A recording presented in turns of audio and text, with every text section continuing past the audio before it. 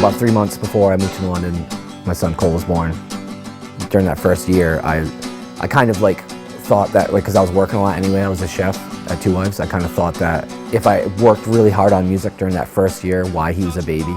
In my own mind, maybe like a years down the road, if I had made it, like he wouldn't have noticed that I wasn't there that much.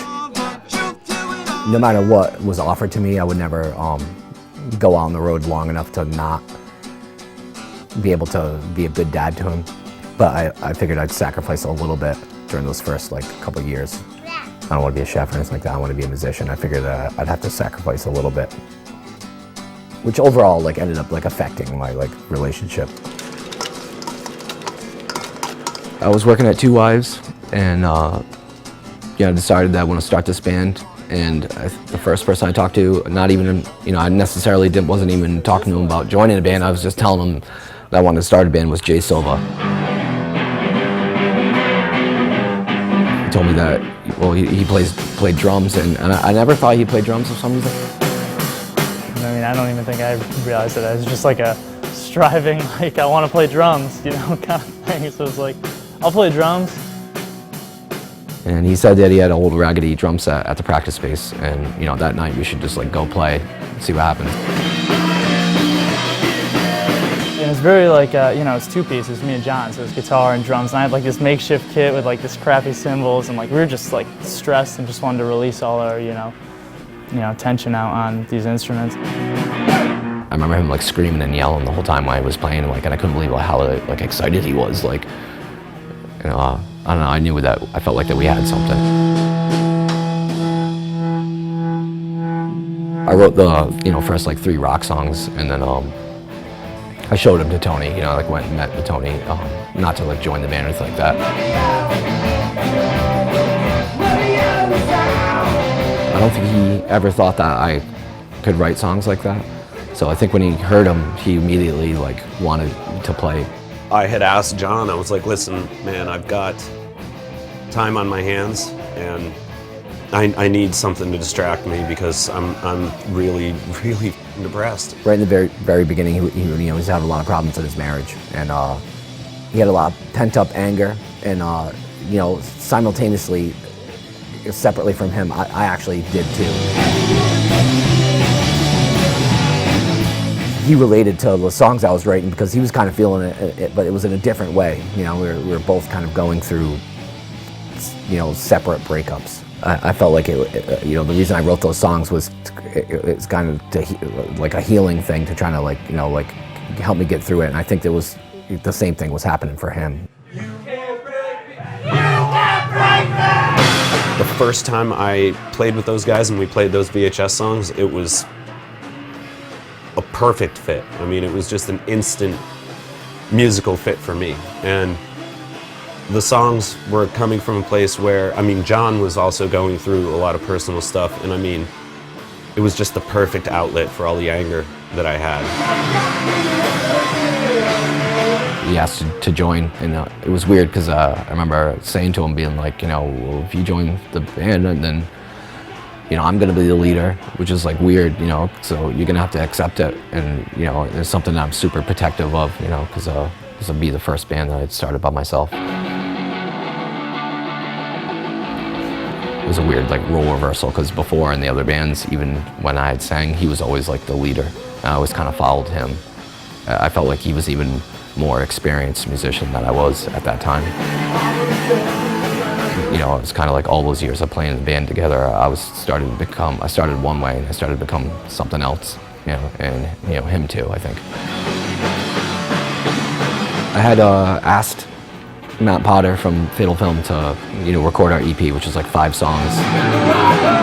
He said he really liked it a lot, so people just started talking about it really quick.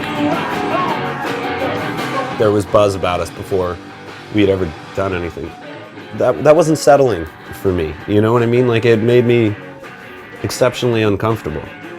And then the next thing I knew, it was well, wait a minute, all these people want to talk to me now? They didn't want a damn thing to do with me before. We played a bunch of shows. We're now's the time to play a bunch of shows. And then, playing shows and playing all the time, you have more and more songs, you know, so we had more songs and we're like, let's take it to the next level. Ready? 1, 2, 3, 4. We went up to Boston in the fall and started recording with Jeremy from Pretty and Nice.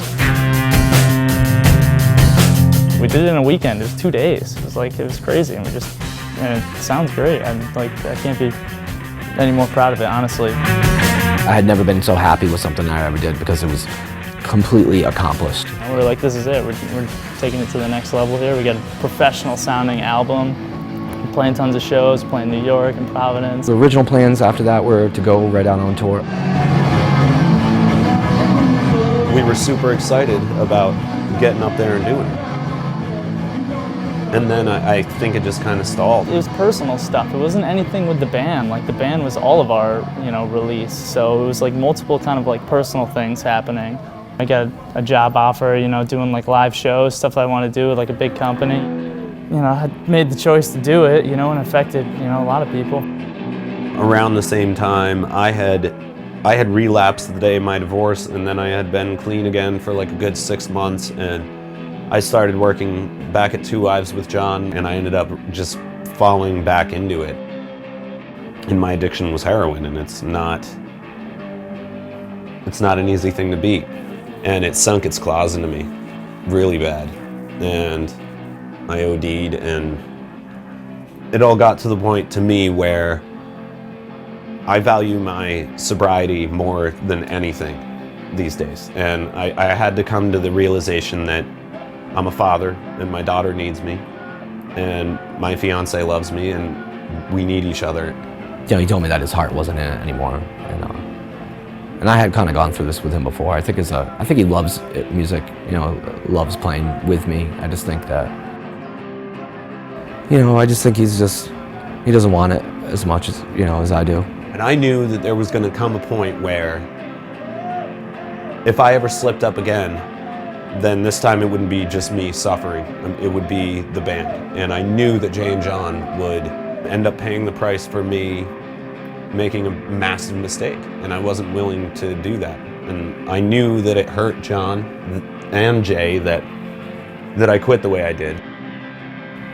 I'm very driven and passionate, and then I always have the most positive outlook. Like, I have a thing where I always feel like when the chips are down, like it's like when I do the best, like when things like look negative.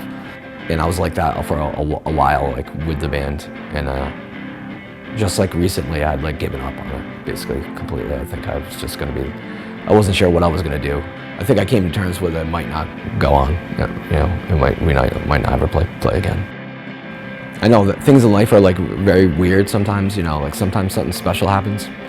You might realize that it's kind of special at the time, but you don't kind of want to think about it and try to have fun, and then it ends, and then you never know if that thing's going to come back again. Because life's like that. You don't know. Like maybe, that's just something I was thinking. Maybe that was just maybe that little time. Maybe I'll end up not playing music anymore and be working at some casino and stuff like that, and say that I used to be in this band that almost made it.